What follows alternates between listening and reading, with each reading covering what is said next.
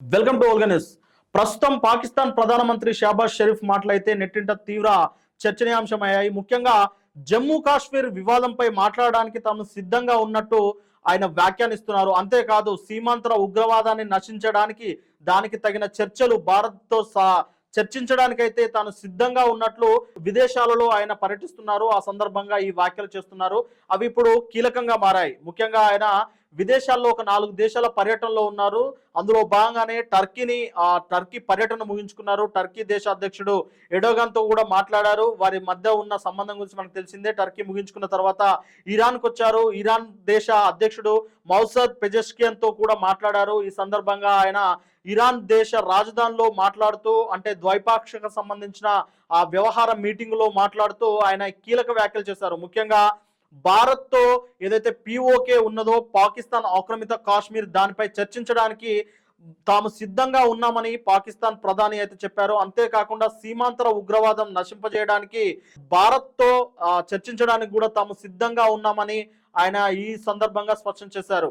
ముఖ్యంగా ఉగ్రవాద దాడి తర్వాత ఇండస్ వ్యాలీ ట్రీటీ, మనకు సింధు జలాల ఒప్పందాన్ని అయితే భారత్ నిలిపివేసిన విషయం తెలిసిందే. ఆపరేషన్ సింధూర్ తర్వాత భారత్ కూడా చాలా కీలకంగా వ్యవహరిస్తుంది. ఆ సింధు జలాల ఒప్పందాన్ని అయితే ఎట్టి పరిస్థితుల్లో వెనక్కి తీసుకునేది లేదు అని, అది అలాగే రద్దు ఉంటుందని, ఒక్క నీటి చుక్కను కూడా పాకిస్తాన్ కి విడుదల చేయమని ప్రధానమంత్రి అయితే చాలా మొండిగా, అంతే దృఢంగా ఉన్నారు. ఈ నేపథ్యంలోనే పాకిస్తాన్ ఎడారిగా మారే అవకాశం ఉందని, అక్కడ నీటి సమస్య, అంటే తాగడానికి కూడా నీరు ఒక సమస్యగా మారిందని ఆ దేశ ప్రజలైతే ప్రధానిపై ఒత్తిడి తీసుకొస్తున్నారు. ఈ నేపథ్యంలోనే ఎలాగో భారత్ తో ఎన్ని రకాల ప్రయత్నాలు చేసినా భారత్ ఒప్పుకోవడం లేదు.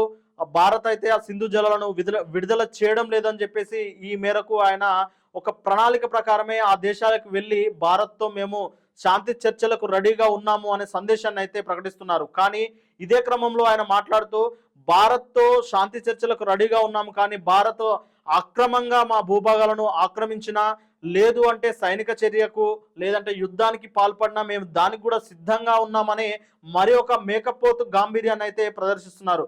మొత్తానికి భారత్తో శాంతి చర్చలు చేసుకోవడానికి మేము సిద్ధంగా ఉన్నాము అని చెప్పేసి అయితే షహబాజ్ షరీఫ్ ఈ పర్యటనలో చెప్పడం అయితే కీలకంగా మారింది. ఆయనతోటే అసీం మునర్, ఎవరైతే ఫీల్డ్ మార్షల్ ఉన్నారో అసీం మునర్, ఆయన తర్వాత వాళ్ళ ఉప ప్రధానమంత్రి, తర్వాత విదేశాంగ మంత్రులు, వాళ్ళు కూడా ఆయన వెంటే ఉన్నారు. అందరి సమక్షంలోనే ఆ వ్యాఖ్యలను అయితే చేస్తున్నారు. మరి దీనిపై ఇప్పటి వరకు కేంద్ర ప్రభుత్వం కానీ, ఇటు విదేశాంగ శాఖ మంత్రి కానీ ఎవరైతే స్పందించలేదు.